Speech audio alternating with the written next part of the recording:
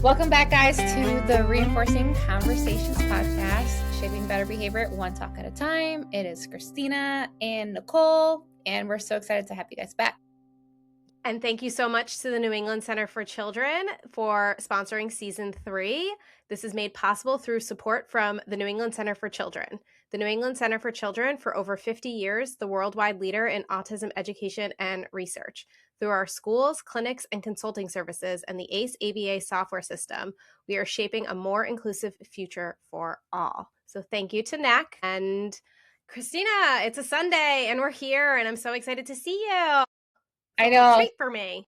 I know. It was like, I was so off today because I have such a strong boundary with like work and like life. I was like, dang, it's Sunday. I got to head to the office. And then it's like, okay, like kind of regrouping. So it's kind of like my Monday is today, but it's really Sunday. Yes, I know. And I do appreciate that you were flexible for this episode. And I think, it's hard because you are really good with your work-life boundaries. And I'm kind of like, whatever, I'll show up whenever I need to show up. And I really have no boundaries. So I do appreciate that you made an exception. Oh my God, of course. It's good to be flexible. Yes. Absolutely. Yes. And do you feel like that, does that having to be here on a Sunday, has that changed how you feel about doing a podcast? Why you started doing this? You know what's so funny too? Because last night I went to my cousin's Sweet 16, guys, and I'm in Connecticut and it was all the way in Staten Island. So we did stay over the night and I was like, oh snap, I have to get back home because I had 2 different schedule times. So like one was at 1 and one was at 3:30. And I'm like, okay, it's a 3-hour drive. I got to get back early. Can't leave. So it definitely threw me off a little bit. And I was like, dang, I don't know if I'm going to do this again next time of having a podcast. If it is, it's got to be like earlier, or like I have to just be more proactive with my planning. Yeah, but no, I don't think it changed too much, but it was just definitely something to like, oh my God, it's kind of funny to kind of reflect on like, wow, like when you really have those boundaries, it's so hard to uncondition yourself from that. Yeah, 100%. And I think when you first go into something, you don't necessarily like expect. You're like, oh, I'm going to keep these boundaries and it's going to be fine. And you don't expect like, oh, this exception came up. But like, I haven't really planned at all for it. So now it's kind of made a mess of things. Yeah, but we all make it work. Yeah, I know. And you made it work so beautifully. You're like, beautiful. You're ready to go. It's great. You're so sweet, Nicole. Yeah. And also, guys, don't think I'm like complaining like, oh my gosh, she's complaining to record on a podcast on a Sunday. I'm not complaining at all. I'm excited for today's episode. Yes. You want to tell us about today's episode while we wait for our guests? Yes. So, guys, it's going to be 2 podcasts coming together. So, Nicole and I, we just hit a year, Nicole. I know we had our year anniversary. Happy anniversary. I know. That's special. We each other flowers. I know, right? But yeah, guys, when we decided to start our podcast, we're like, because we just love yapping about behavior. Before even starting my podcast, even now, I don't really listen too often to podcasts, but I know like podcasts is a great source of information and just like learning different perspectives and approaches and all that stuff. And just being able to interview people in our field that carry like the same background and, understanding is so freaking cool. So we're actually going to be connecting with another ABA podcast. There's actually quite a few different. There's a lot of ABA podcasts. Yeah. I remember when we were trying to figure out our podcast name, right? We're like, okay, we don't want to have it be like ABA because we want to kind of be a little different, but still kind of sound like us. Yeah. So we're going to be joined by the ABA on Tap folks, Dan Lowery and Mike Rubio. And they've been going on for 6 seasons. So I'm excited to pick their brains about being seasoned podcast veterans and their ABA work and why they do podcasting and why they do everything that they do. So I've listened to a few of their episodes and they're great. I feel like it's just refreshing to have so many different voices trying to disseminate our field. Mm-hmm. So I'm excited. Yeah. All right, guys. So today we are welcomed and joined by Mike and Dan with ABA on Tap. So excited to have you guys with us. Thank you so much excited. This is great. This is great. Doing the pod swap. I know. Yes. We're just talking about the fact that you guys are on season 6 and Nicole and I. So we just hit 1 year of recording our podcast. Woo! And we're just a little bit, right? It's a lot of How long work, did it take ladies. you guys? Good for you. It's a Thank lot of work. you. Yeah. Yeah. You were. Yeah. I interrupted one of you. I'm sorry. It's totally fine. How long did it take you guys to get to 6 seasons? So 6 years. it's a year. Yeah. So we started literally the month we did one episode, and then COVID hit, and Oh my then gosh. we got good on the Zoom stuff because of that, and we did all these what we were calling QABA, quarantine ABA episodes. So we've been going since then. And we're actually, just a quick correction, it's a season 7 that we're on. The first You completed 5 6 seasons. the first 5 seasons, I think, for the most part, we did between 8 and 12 episodes. So like the first 2 seasons, like we couldn't even get it once a month. It was just so much work, and what do we talk about? And then the last couple seasons have just launched and taken off. So we started hitting like at least a once a month, so 12 episodes per season, and then now we're weekly. So with rare exception, every Sunday morning, 6 a.m., whoever's following and signed up is going to get their episode. So Yes, I listened to the one this morning already. Oh wow! Thank you. That's so amazing. much. Yes, Thank it was you. so good. It was Mandy, so good. Mandy Ralston was No, she's the one this morning was on the Optum I white did paper. listen That's to Mandy right. as well. Yes. Oh man, The Optum white paper. We can talk. I'm sure we can get into that. I said some ABA blasphemy on that. We said more hours might not always be better. Well, I have thoughts on that. That's good. I know. I think that's the discussion. It's an act. That's I mean, the we were, point. I was pretty skeptical on it too. Was like, well, wait, who wrote this? The insurance company. That's interesting. I mean, let's start there. That's true. So you ladies been doing it for a full season. You're on season 2. What inspired you to get started with your podcast? Well, Nicole and I, we actually started collaborating on our ADHD exchange series, and so we would always meet for like every month hosting we did like a 10-part series. And so we just love talking about ABA, and I go live on TikTok with my platform. So my community always sees behind the scenes, and they always ask all great questions. And they're like, oh my gosh, you guys should have a podcast. And so we just love talking about ABA. And so we're like, let's start one. You know what I mean? And that kind of came about we're like, okay, what are we going to name our podcast? Because we didn't want like a ABA name, because there are quite a few of ABA podcasts. Yeah. So we're like, we still want a name that's kind of like in the field, but also focused on different conversations, right? So it was just, reinforcing conversations. Let's talk about it. I really like the name. It's a cool play on words, right? Because reinforcing can be either a verb or an adjective. I like that. I like that quite a bit. You guys had me going there. I was like, yeah, that's a really catchy name. That's really good. Yeah, absolutely. And then our slogan is shaping better behavior, one talk at a time.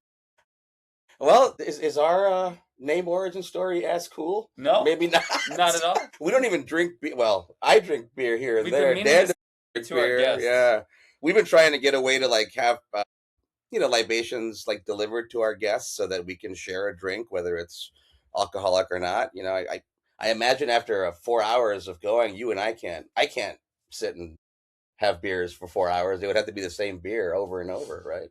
But anyway, yeah, we don't even, I'm not necessarily a beer drinker, neither is Dan, but we had a parent who was part of our sessions that talked about us always having the right brew for every person. And it was like, and then I guess he gave us the name, right? Officially, I forget his name right now. Shout out to that guy out there. Oh my God, I love it. And how long have you guys known each other? Oh, Dan. That's your story. He was my first supervisor when I was into the ABA field. So this would have been 2007, somewhere in 2006. Almost 20 years. Yeah, I remember. I was a psychology major at UCSD out here, and I was waiting tables. Had no idea about like the autism field or anything, and this was way back in the day. So I found this job. I just went on Craigslist and I literally just typed in psychology and found the job that Mike was a supervisor at a big company down here in San Diego. And we go through this training, which was like 2 weeks long training, great training, a lot of ABA stuff. They had occupational therapy in there because it was a huge company, recreational therapy, play therapy, like all this super cool stuff. And I was like, oh, this is really, really cool. And they were like, all right, well, tomorrow you start with your first client. Meet your supervisor upstairs, because it was a kid that was like coming to the center as a non-public school. Start with your first client tomorrow. Meet your supervisor upstairs and introduce yourself, and he'll kind of give you a heads up. So I go up there, which I had even been upstairs in this office, and it's like this small room, and I see Mike and this other gentleman in this small room, and they're like hammering like wood planks on the wall, unscrewing like the light bulbs and putting like plastic so the light bulb can't get there, like, or the light bulb can't get access, like putting plexiglass on the window. And I'm like, nobody said anything about this, and it was all like, oh, it's just playing with kids. It's like, what in the world is going on here? That was our first client like 20 years ago. A kid who learned that if he knocked his school teachers out, they would send him home from school as punishment. So that was Dan's first directive. No matter if this kid punches you in the face, we're not sending him home. So I think you only got punched in the face once, right? It only happens once. And then after that, he wised up. But yeah, he would get assaultive, and he specifically would try to throw things through windows. So we had to reinforce the windows. But yeah, that's what Dan walked into the very first day. And yeah, we've known each other or worked. We took a break from working with each other for a little while. And then we worked there for a while. I stayed at the company. I was a trainer. Mike left, did some other things. Then a buddy of mine and myself kind of started to run an ABA company, and I always knew Mike, and he was looking for a job. So we reconvened maybe 10 years ago. 10, 12 years ago. And that was amazing. That company was awesome. It was pretty unique. It had a capitated contract, meaning we were partnered with one insurance company here in San Diego, and paid basically on the front end for per member of that insurance company. So whether a client got 4 hours or 40 hours a week of ABA services, we got paid the same as a company. So it just gave us a really nice opportunity to really focus on the clinical stuff and not focus as much on the billable hour and trying to like squeeze every little bit of juice out of the grape. And that, I think, really helped. We were really privileged for a long period of time and almost had an overly idyllic view of ABA. And then the company we were at got bought out and everything became fee for service. And it was like, oh, this is what people talk about with ABA. Yeah. Yep. So we went through 2 different buyouts, mergers, whatever you want to call them. And then finally, this guy was done. And he was going to change gears and go a different route. And I had to look at that myself and be like, I don't know that I want to do this anymore. This was a little over 2 years ago. So then the only other answer was, do we do our own thing? And it was like, that's exactly what we do. Yeah, so that's the answer. We're 18 months into operations, a little over 2 years since we founded the company. And yeah, we're putting our money where our mouths are. We're, you know what I'm saying? Yeah. All those things that we were concerned about now are our problems, and we're having to understand why people manage them in certain ways and why we may choose to not do it that way. We can certainly get into those details, but yeah, it started with, I guess we've had a lot of focus on the RBT, the idea of the RBT, and just kind of how interchangeable that role can become, how it affects continuity of service. So we really wanted to bring those young professionals and make them feel like they had a place they could work at, where they could stay for a little while. Yeah, that makes sense. Yeah, because there's been a pretty active revolving door for that role, and we just felt that it was making a lot of challenges that we could avoid on the front end. So that's been a big focus, and I would say it's fared well. We had one RBT leave recently, but it was very, very much because of personal matters that she had to go take care of. In fact, we approached her and we're like, hey, are you sure you want to keep doing this? Like, you're bringing the candle at both ends. You're great, but you're exhausted. You're going from work to go take care of that at home. Like, that's, if you need to go do that, whenever you're ready, you can return. And that's what she agreed to do, which is cool. I think it says a lot about the quick success we've had in retaining those younger professionals who are sometimes very interchangeable. Wow. And how many staff do you guys have currently? Oh, gee, 4, 5, 6, including 6 active, and then ourselves, right? As managing partners. We've got some other people that are partners in the business that a little more silent. We've got a really good friend of Dan's, now a good friend of mine, who's a CPA by training. So it's awesome to have him as part of the group. And he just looks at numbers for us and goes, hey, this looks good, that looks good, do more of this. And never meddles with any of the clinical stuff, which is nice. Because you think you know taxes until you own a business. You think you know taxes until you own a business, idea. and then Yes, and then until so your buddy's a CPA, and you're like, wait, what? What do we have to do? Yes. Yeah. I'm actually going to have a tax strategist on my Instagram live show next week to talk about strategic and with all your write-offs and, being smart about the taxes. Write-offs are very, very important. Yep. Otherwise, otherwise it seems like you're earning a lot of money if you don't let them know what you're spending it, that you're spending it on the or investing it on the front end too. Then they don't know about that, and yeah, it makes a big difference. Yep. Speaking of which, I have to finish mine. What's that? Yes, I know. I was just thinking that too. I was like, ooh, I haven't signed my taxes. Whoopsie. I have like 2 days. Yeah. Gonna add Fun that to times on that. Yeah, add that to my agenda for tomorrow morning. Right. Especially when you I don't know if you ladies because I saw you both have your websites. If you have like LLCs, it just flows through into the personal, and they think you make a whole lot more money than you actually do, and then it's fun. Yes. It's yeah, fun. yeah. It's always very complex, and my accountant's always like, "You didn't tell me this," and I was like, "Oops, sorry. Yeah. I didn't know I had to." I'm determined. I'm destined to owe this year, so whatever.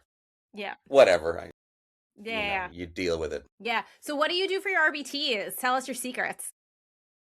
Man. So let me go back to the previous company we were at when we had the capitated contract, and we had almost no turnover Until probably COVID. for like 7 years. If maybe a couple people would like move away like to different places, but like no turnover. And because of that, we had it was like a 67% like client to admin ratio, I think is what we had ish. So we offered a lot of admin time. We had an office Program where people would development. come and we would plan, and it was really cool because in the ABA field a lot of times everybody's road warriors doing their own thing.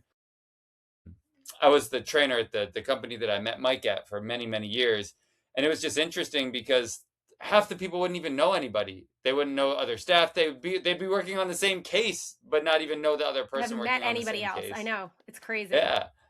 So we had a lot of admin time, which became interesting with COVID, and trying to supplement that. So that was something that we wanted to try to bring from that admin time. We were able to have a lot of interface between supervisors and RBTs because there would be RBTs a lot of times at the office during their admin time planning. Supervisors would be there a lot.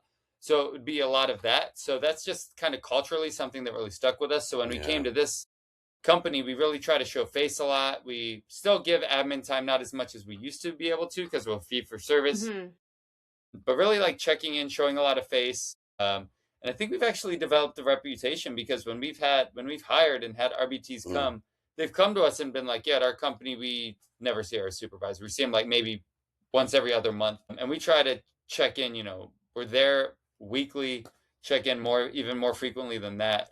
So really just developing that relationship would be my 2 cents. I don't know if you. No, I think that's the biggest part is providing that support, making them feel supported. I think that things get really busy in our field, and it's, as much as you want to bump into people, especially with home-based services, it can be very difficult to have time to meet and develop and discuss.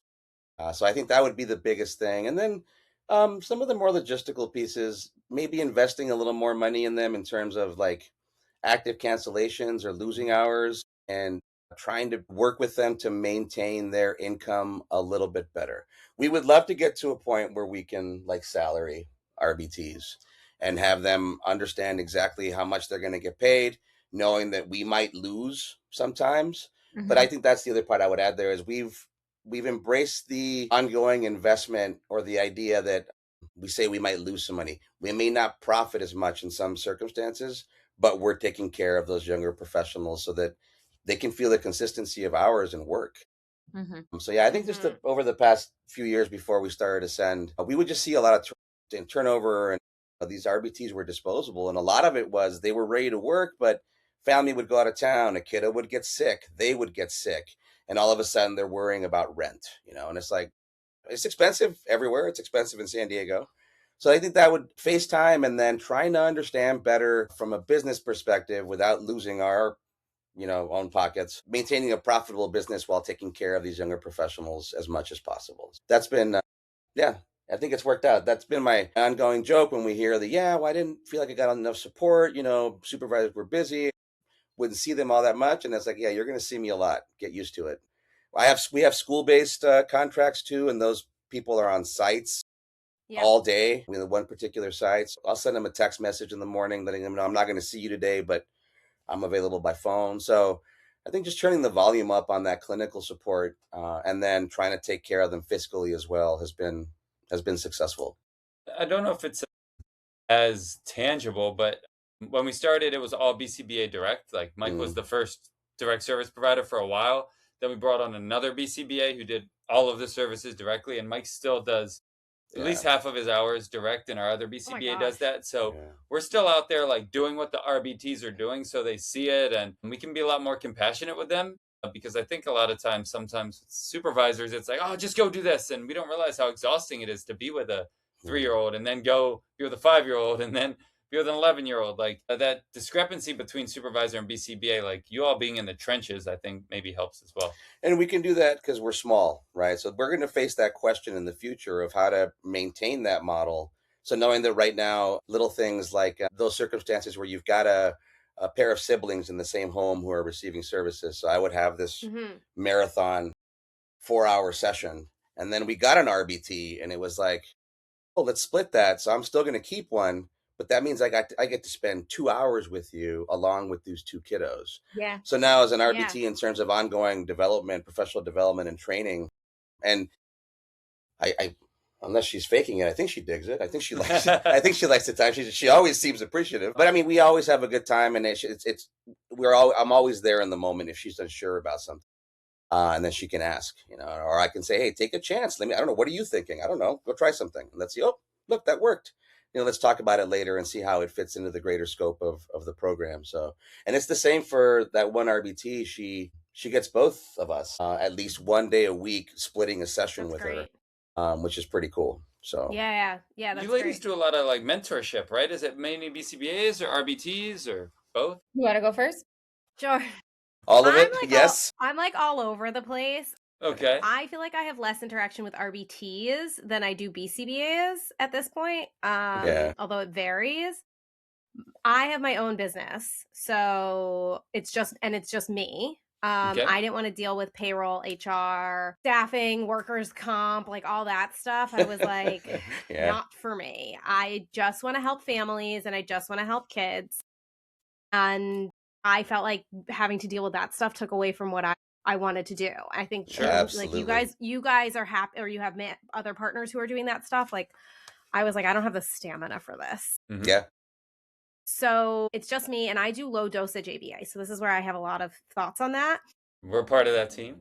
Yes, because I work with kids primarily diagnosed with ADHD or not yet diagnosed, or who might have anxiety or maybe have autism. Like I have one client right now where I'm like, you guys need a diagnosis. You need some type of evaluation. Cause like, I'm like, it could be anxiety, it could be ADHD, or it could be autism. Like, I don't know what the source is. And your child may have any or all of these. So I work with a lot of families like as their first entry point because their kid's having some kind of behavioral problem in school or at home.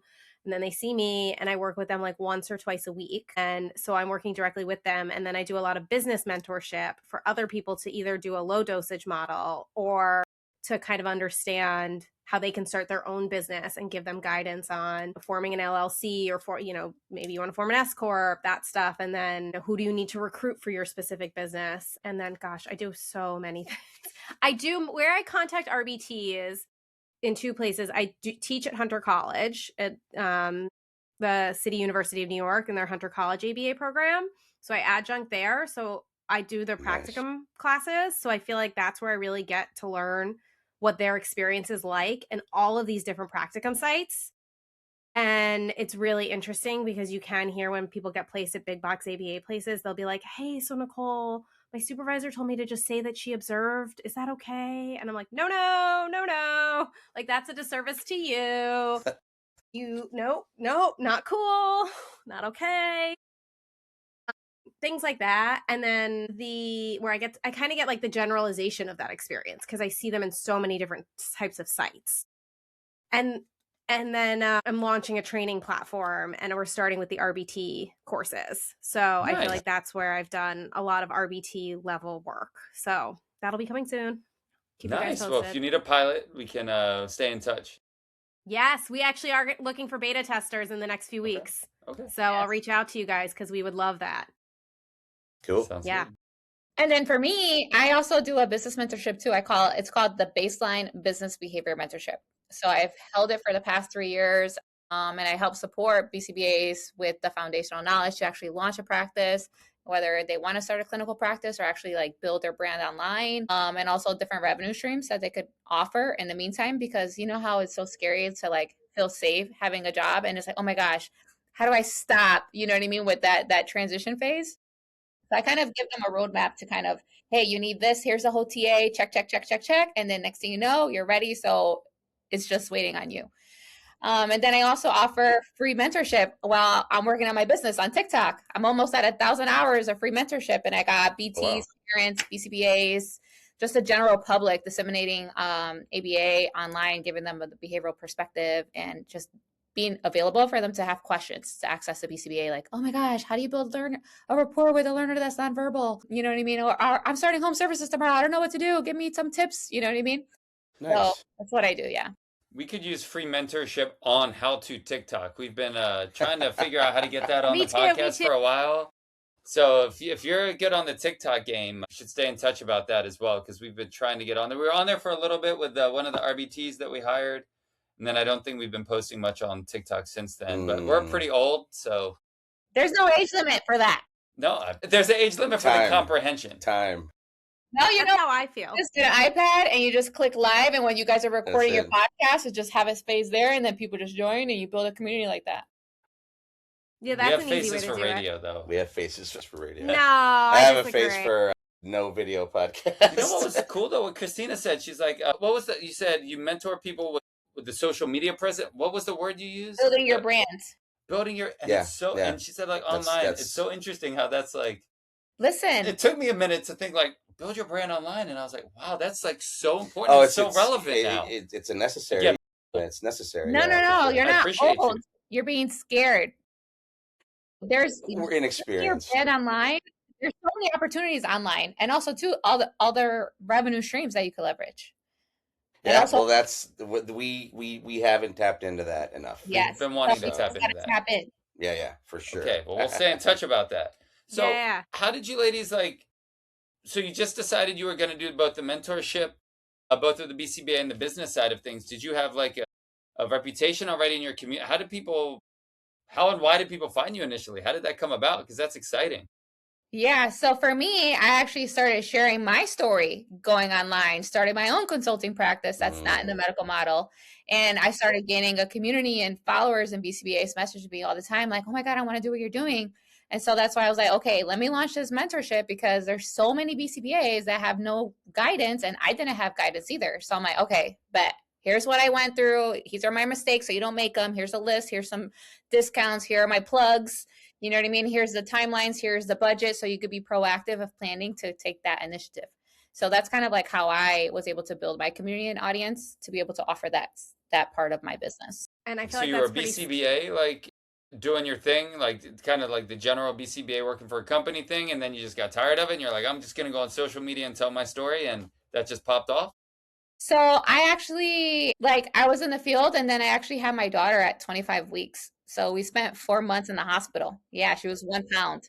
And so during that time, I stopped working, and I was like, holy cow, I need to be present for my daughter. So I had to have the flexibility, and I needed to be in control, because at that time too, I left a company that was, how they are.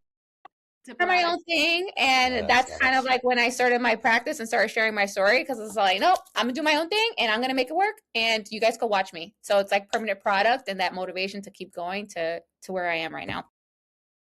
How old's your daughter now? If you don't, she's gonna be 4 next month.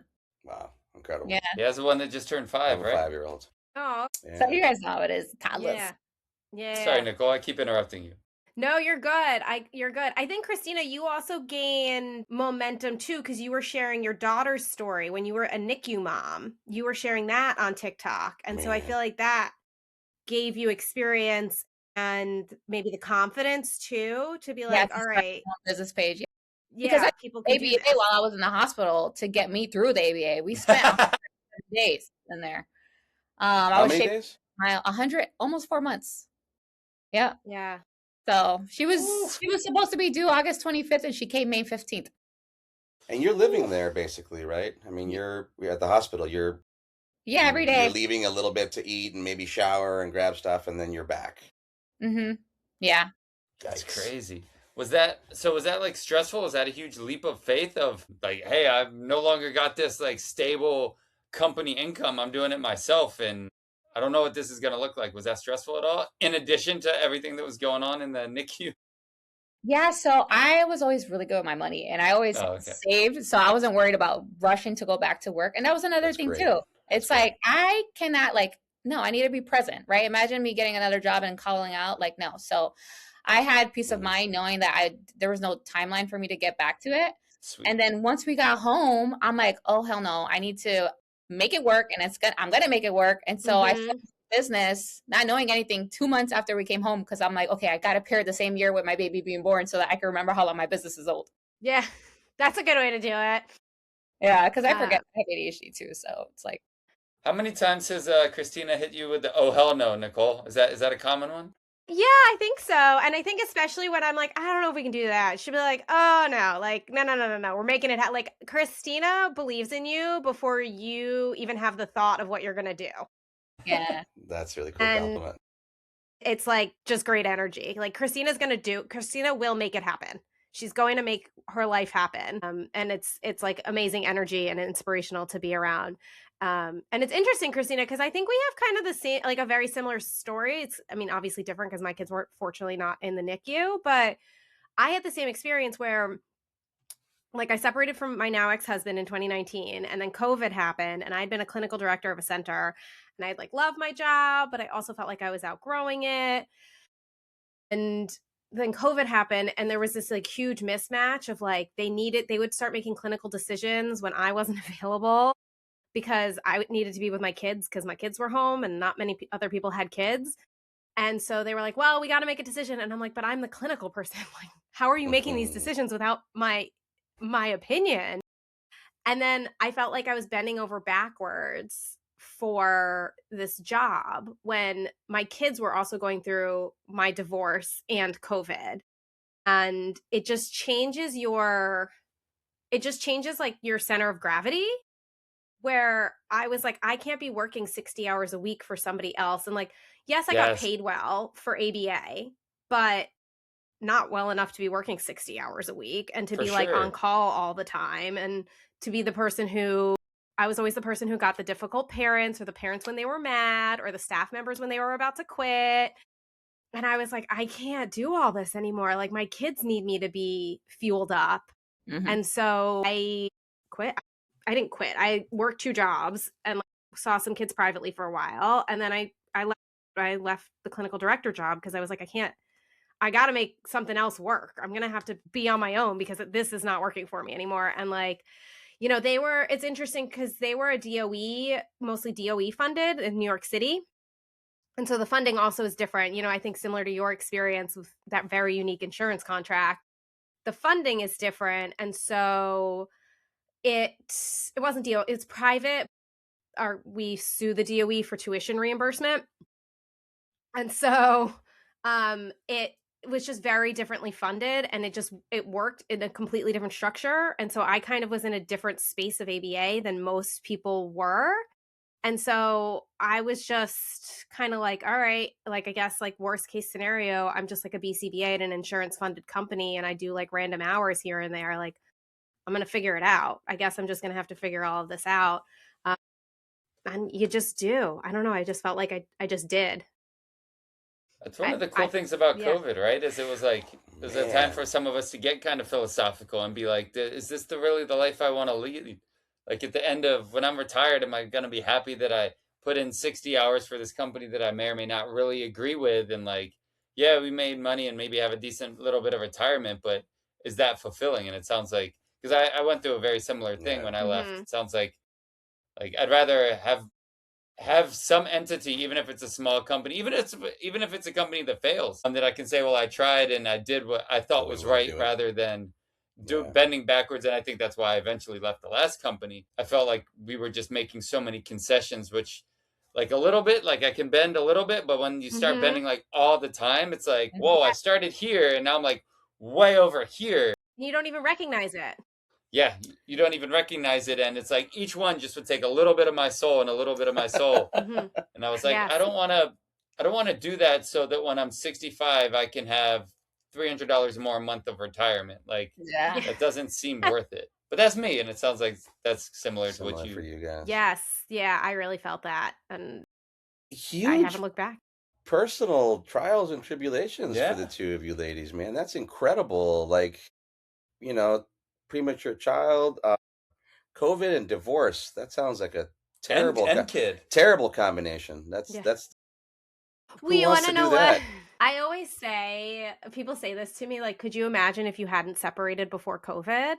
And I feel like Interesting. we were at a breaking point before COVID, and you know, if COVID had happened and we were still living together, I think that would have been a very stressful situation. And who knows what would have happened? And I just think like I'm grateful things happened the way that they did. One, because I'm very much a person who believes like everything comes back and everything happens for a reason. Yeah. And so it happened the way it's going to happen and it'll all make sense one day.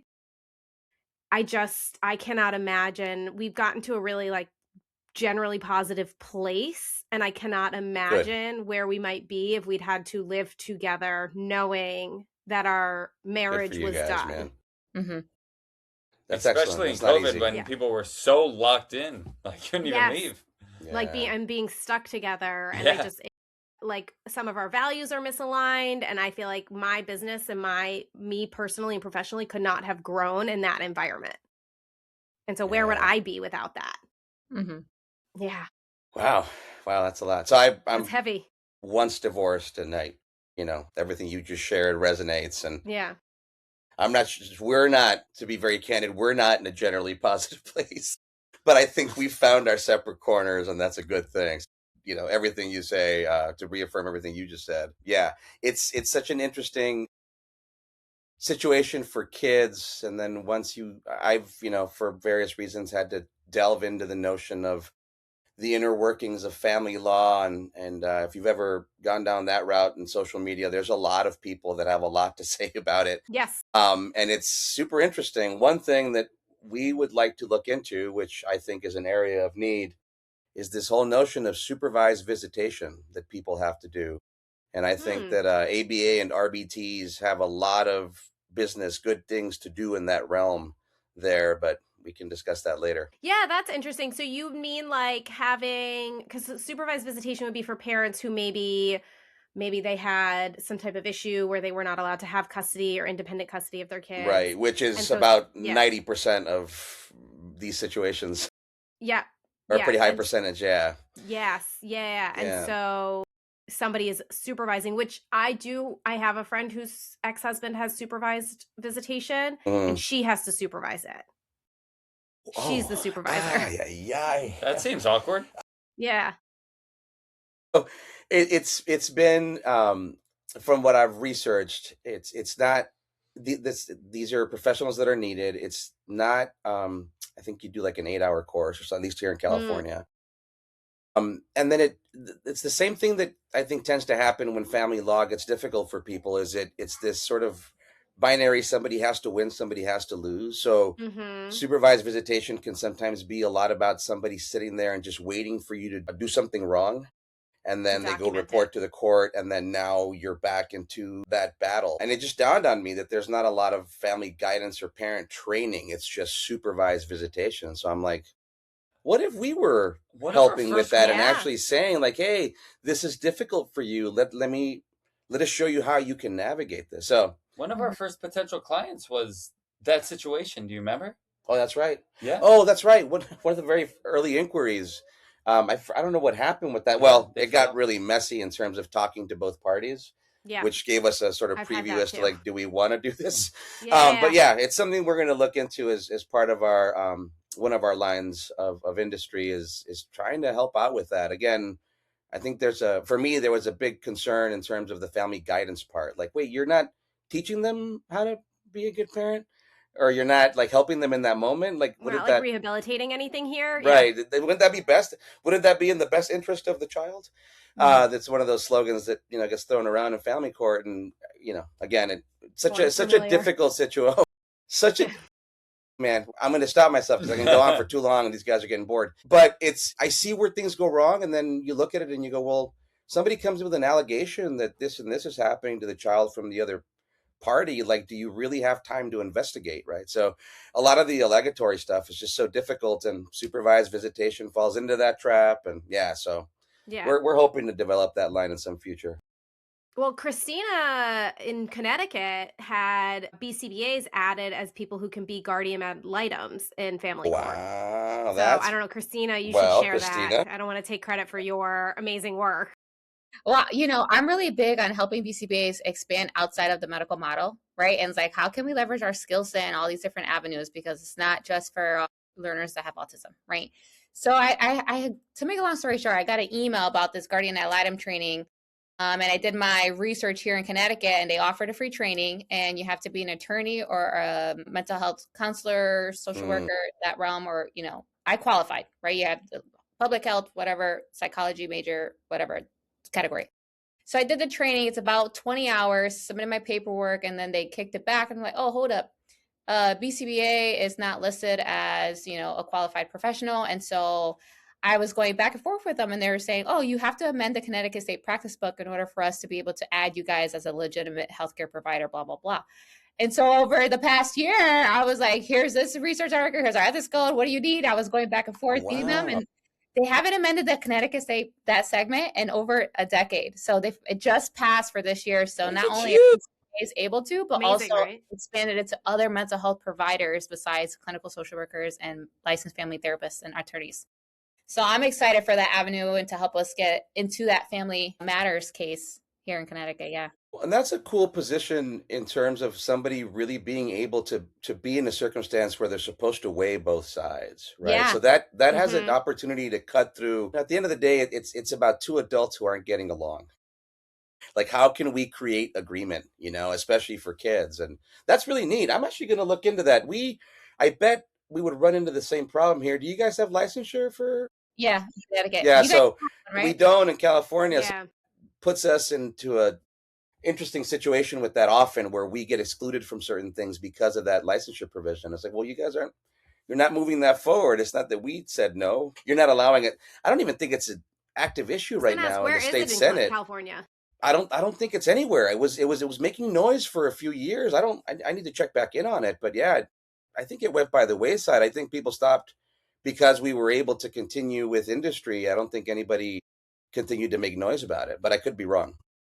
I think people struggle to see why licensure is needed when we have the BCBA credential, but I think this is like such a perfect example. It's of a perfect why it is example. needed. Yeah. And I see it like my ex-husband is a social worker, so I feel like seeing how social work is a license, and we were in New York and then New Jersey, and seeing how it's different across states, and also seeing how their licensure works kind of gave me a lens into like, oh, this is how social work developed. And so it's kind of a natural progression for us. And teaching, I also am a licensed teacher. I feel like I'm like, this is how everybody else does it. Why are we so far behind? Yeah. I think it is part of the initiative, I think. And I mean, I know that there's also counter initiatives, right? So I know here in California, the whatever Association of Clinical Psychologists wasn't very happy about us. So I know that was a big political obstacle that, pretty much killed the issue. But again, I haven't picked up on it. I need to look that up, maybe make that active again, because there's also the whole notion of behavioral pediatrics, which is very interesting to me. And it's the same problem. It's in order to actually talk to anybody about funding that, which wouldn't be a mandate right now anywhere, you have to have a license, and then we would have more utility medically here in California, and like you guys might in Connecticut, if we had that licensure, for sure. Yeah. And also, too, what's unique though is that in California, you guys have regional centers. I think you guys are like the only state that have that. We love them. Yeah, we don't have that either. Does New York State have something similar in terms of public funding? Kinda. Don't they have some strong system, or the education part? Well, the education system, I feel like there's a lot more money in it for private. Like, there's more precedent also because New York State, the regional, I forget, like the regional court, I'm blanking right now, has a state precedent. So there's like, I'm gonna get all like nerdy on case law. I love it. There's the Carter case, which is a Supreme Court case, which says that if a school district can't meet a child's needs, then the family can unilaterally place their child and get reimbursed for tuition. Wow. New York State has Connors, which is a state-specific case that says that not everybody can afford to pay a private school and then wait for the money to come back.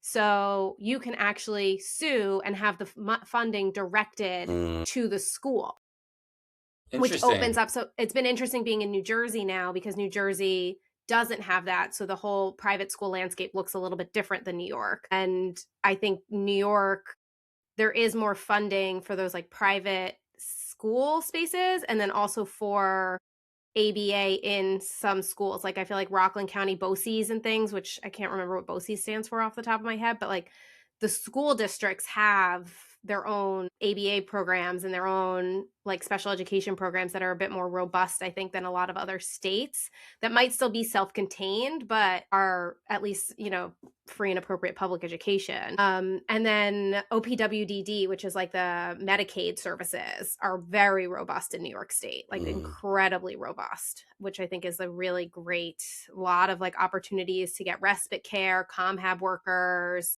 all of those other wraparound services that I think a lot of families sometimes use ABA as a substitute for, because it's very hard to get in other states.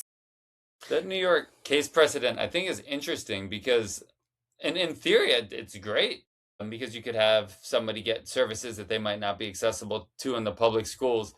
I find it interesting that, you know, and I've had debates with colleagues as well, from a lot of times some of the bigger ABA companies, that they love the idea of doing center-based services for long periods of time and instead of school. And we'll prescribe that, oh, it's way better to come to our center than don't go to preschool and or even early elementary school. Come to our center because then you'll get the one-on-one ABA care. It's like, are you really doing that because they get a better service and that will be more generalizable into their education setting in the the duration of their scholastic experience? Or are you doing that because that gives you 40 hours a week of billable hours, and now these clients are like one-to-one in rooms and things like that? And do you really know what, because you said you're a licensed school teacher, so you know what that's like. My girlfriend's a special ed teacher. She knows what that school system is like. But like as ABA practitioners, we don't always know what it's like. So I think sometimes that can be maybe a little bit of a double-edged sword, right? Do you find that there are companies out there that are actively trying to convince and pull parents out of the school district to put them into their clinics? Honestly, there's like not enough to go around still. So I would say no. And like I had worked at a private special education school, and I feel like, you know, maybe occasionally you get a kid who you're like, they could be a good fit, but like they could also potentially be in their community school and be okay. And the school might push because it makes like, it doesn't not make sense, but it isn't like, oh, you're our perfect client. It's a little stretch from the, it's like you said, like we're going to bend a little bit.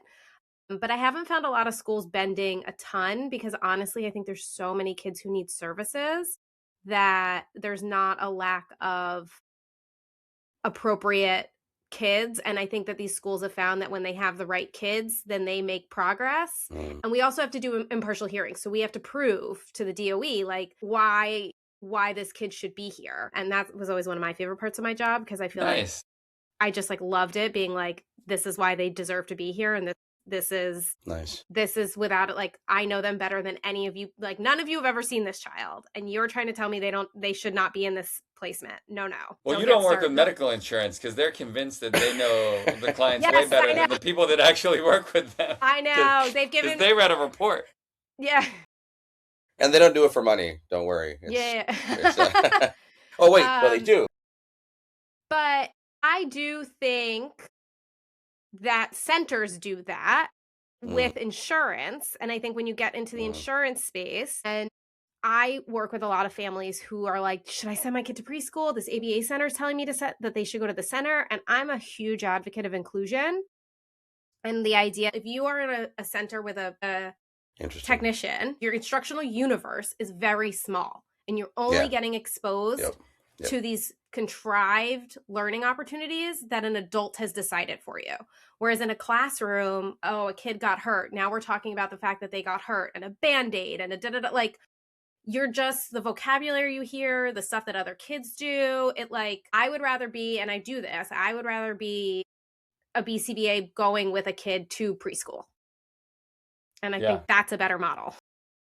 We like Looks those like situations. Christina's got something to say. Yeah. Yes, I do. So I've worked in this in a school too, and where I mean the schools are just terrible in every like a lot of places, not just where I'm at in Connecticut. But I feel like especially with the lack of support, especially when you have learners that are elopers, pica, self-injurious behaviors, fighting, right? And they're in one classroom with one teacher and one aide with 10 other learners with the same profile. There's no learning going on.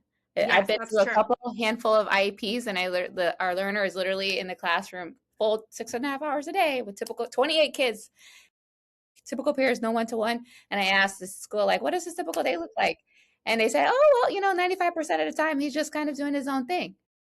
He's not Yeah. engaged. He's not stimulated. They're having him just go back and forth with stimming because they're overwhelmed. They have no support.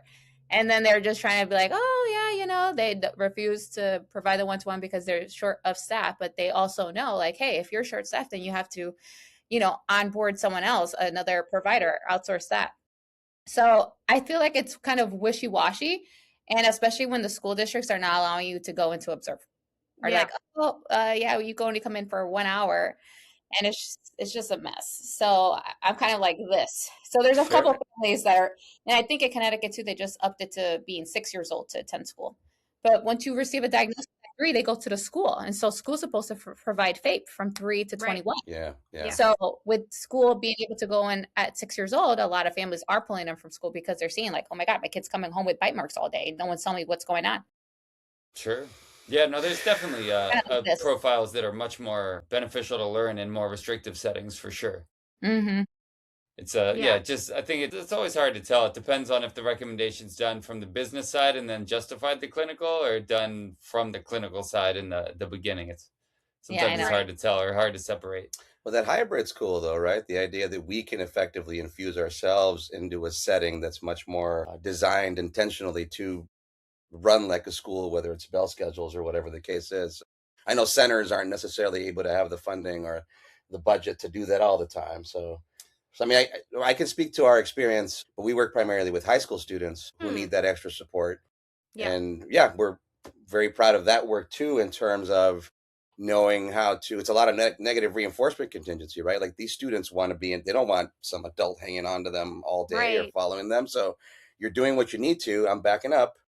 You need a little help and you're looking around, then I show up and give you a little help, and then I fade again. And that's been really nice to, again, these are older students who have been through a lot of school experience already, we would say somewhat successfully, as opposed to now a preschooler who isn't going to Sure. preschool on a comprehensive site, but now going to an ABA center, I mean, for our example. first company though had the academy, so our first company had a non-public Non-public school. school.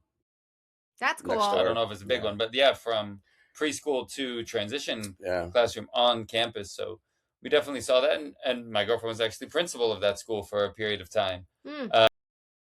And yeah, some of those kids would have definitely struggled. So Definitely struggled on the comp side. Not to say that they didn't really struggle in the one-to-one setting as well. And then the question is, what is the prognosis, and how is the prognosis some sort of ability to generalize back onto a comp site, or is the prognosis going to be that this is the extent of what their educational setting is going to look like throughout the duration of their career? what is the answer to that question? I think it's 'Cause individualized, like everything else in Right, ABA. there you go. That's the nice answer. Yeah. That's good. I don't know. I have to think back. I've been doing this too long. I don't know that I've ever seen that transition back.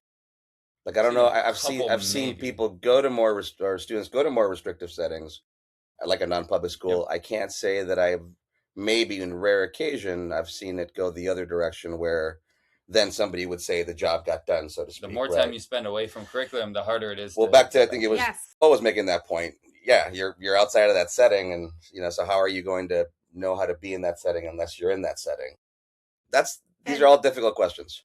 Yeah, and then I find like people will put kids back in that setting to be like, "Are you ready?" And then like the kid has like a meltdown or doesn't know what to do, and they're like, "Oh, they're not ready yet." That's and it. you're like, I'm like, my example is always like, if you put me in the middle of a golf course, I don't know what to do. Like, I don't even know if I can find my way off of the golf course. Like, I don't know how to play golf. I don't know how to do anything related to golf. But if you like gave me a couple of lessons and gave me a couple opportunities to like get used to the golf course, I probably could figure something out. So like, I often find that a lot of times like we just kind of, we like do a baseline of like, oh, how do they do in a classroom? And then they fail. And we're like, okay, they can't be in there. They're not ready for it yet. And we don't truly know if they would be able, and like, these are kids who don't do well in new settings, maybe struggle for sensory reasons, maybe are rigid and they're like, this is a new space and I am shut down to it, or maybe overwhelmed. And so like, it might take them time. And so like, I am a big advocate of like, let's keep trying, or let's try. I've had kids that have gone from self-contained classrooms back into gen ed classrooms by like starting with like 30 minutes a day and gradually increasing it, and then fading out the presence of myself or the paraprofessional or the technician or whoever's with them until they're able to do it independently. And I feel like the self-contained, when I lived in Massachusetts, the self-contained classes that I worked in were as good as non-public schools in New York and New Jersey.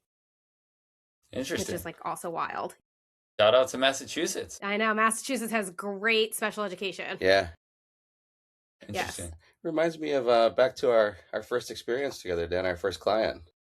So it's kind of a similar situation. That student was largely assaultive, majorly large assaultive. and largely assaultive. Yeah, I think by the time we were done working with him, he was like, I don't know, 6'4", 270 or something. Yeah, he's a big boy.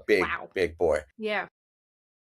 And he was assaultive daily, and then that reduced to like once a week, and then we got him down to like his annual, every 6 to 9 months. A year. Yeah. But those events were so large that there was no way he could live beyond that reputation. I don't know what ended up happening to him by and large. It was a huge behavioral success in terms of reducing a lot of those behaviors, and then just the intensity, even despite infrequency, was still so prominent that it didn't really have an impact, which is unfortunate.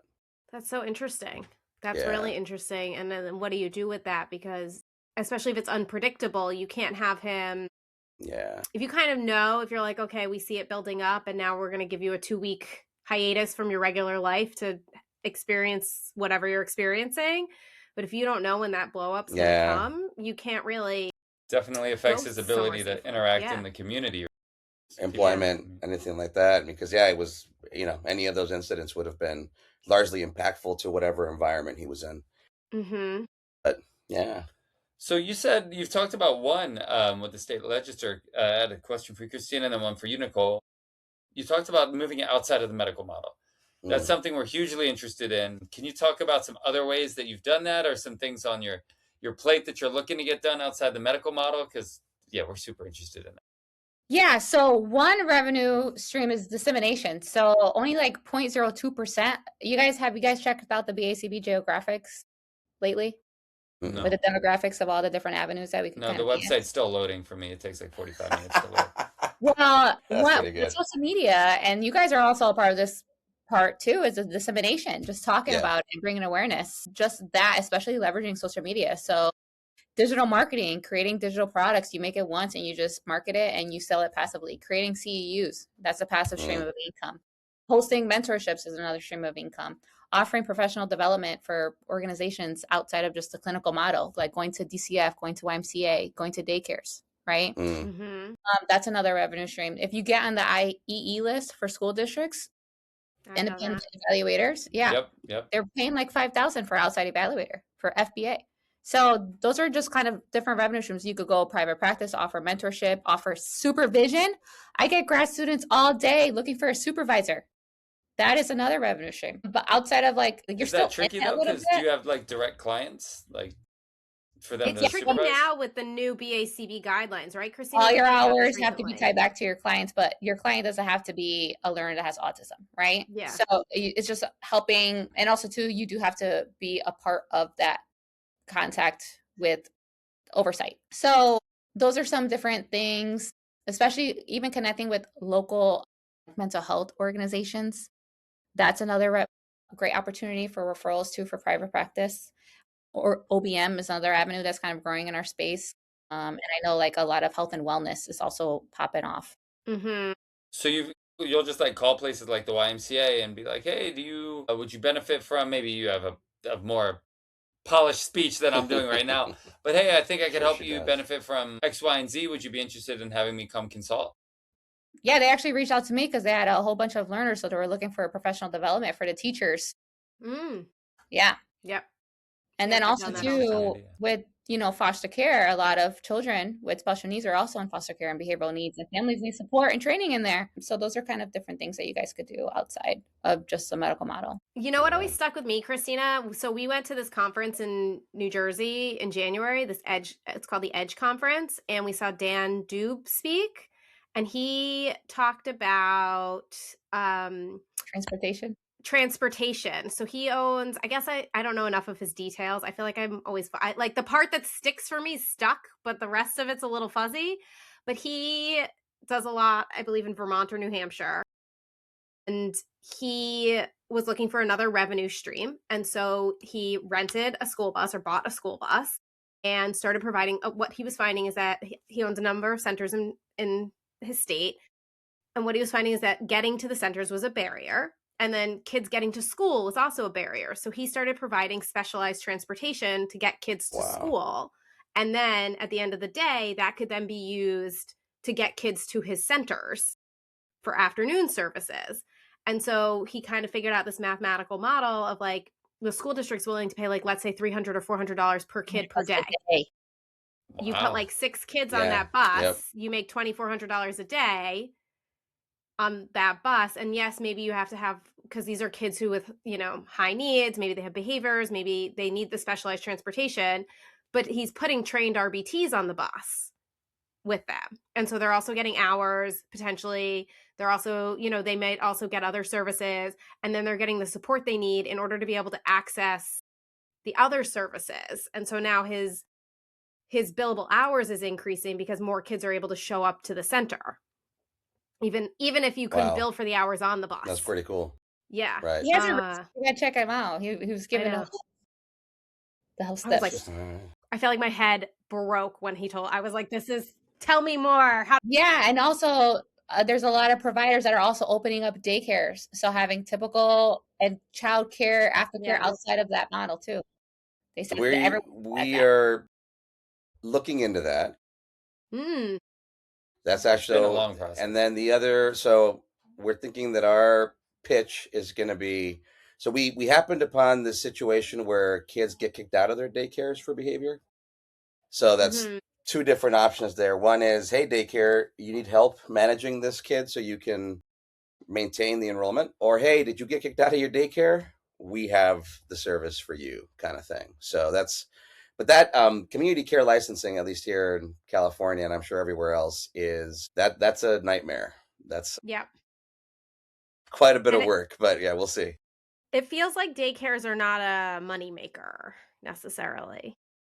I think they can be. It's about maintaining that enrollment, being in the right community, and then I think it's a lot like what we do now with Ascend. It's managing those costs, because I think it's a lot of overhead cost is part of the problem. So it feels like that return is pretty slim, but it's a lot to manage for sure. But certainly something very needed and very interesting. Yes. Or use a house. Then it's like you have to invest in buying a house, and San Diego housing is insane. Yeah.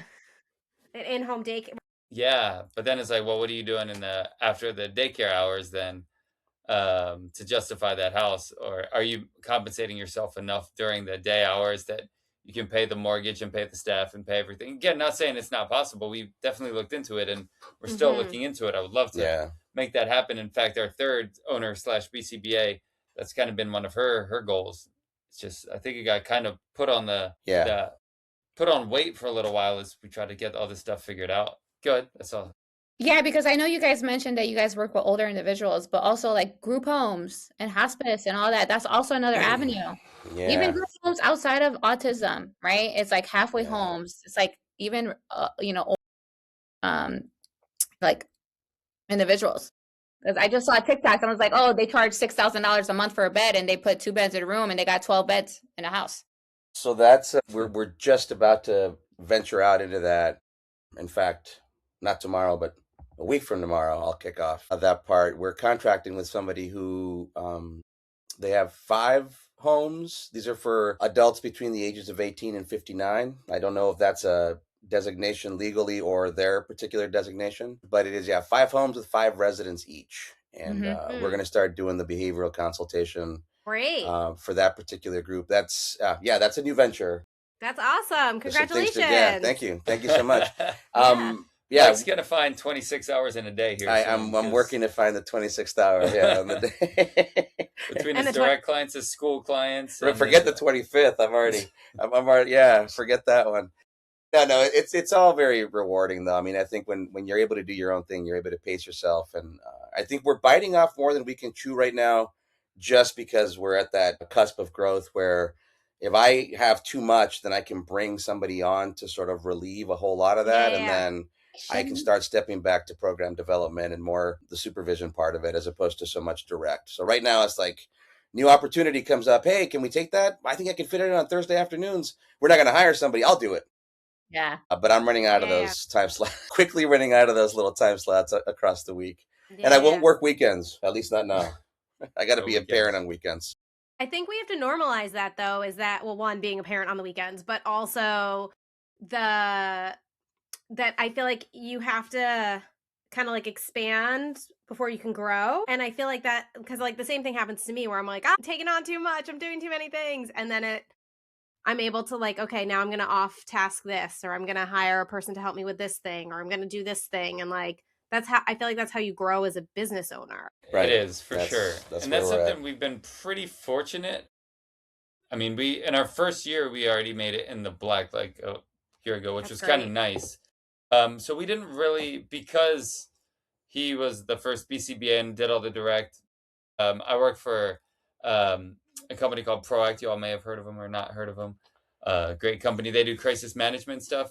Have you heard of CPI? Yeah. It's like a better version of CPI. Yeah. Check it out. Okay. I was like, oh, are they the CPI people? Because that word doesn't actually sound familiar to me. Yeah. It's like better CPI. Check it out. Yeah. But like, so we were able to kind of do it without a whole lot of upfront costs. Yeah. And I think we always have kind of looked at like not having to do a whole lot of upfront investment to get recouped later, because we were fortunate to not have to do that. But like you're saying, I think at some point it's like, yeah, you gotta invest, and you gotta have that RBT who doesn't have a full schedule, but you're compensating him for the full time while you build up, so you can take these clients and things like that. I think we need to look at more of that. It's just a different mindset. So I think that's a great stopping point, and we'll switch over to yours. So for anybody who is listening to us, you got to go check out part 2 on the ABA on Tap stream. And thank you all for joining us for this episode of Reinforcing Conversations. And thank you to Mike and Dan, and we're looking forward to continuing the conversation. Thank you. Hi, everyone. It's Nicole here. Thank you so much for listening to part 1 of our crossover with ABA on Tap. If you are enjoying this conversation, make sure you check out part 2, which will be dropping on May 17th over on the ABA on Tap stream. So you can find them wherever you get your podcasts. And don't forget to like, follow, subscribe, and share both Reinforcing Conversations and ABA on Tap. And